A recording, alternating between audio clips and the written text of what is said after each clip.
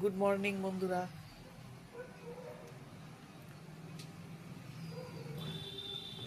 এই সকালে এখন উঠে আমি সব কাজ সারলাম, সেরে এই যে আমার গপুকে দিলাম, গপু সোনাকে দিয়ে এবারে আমার সব রবিবারের বাদ বাকি কাজ করবো। আর কি করি না করি সেটাও তোমাদের সঙ্গে শেয়ার করব। এই যে সকালের এই যে বাইরের এইরকম এখন ওয়েদার, এখনো রোদ উঠবে কিন্তু এখনো সেরকমভাবে ওঠেনি বন্ধুরা।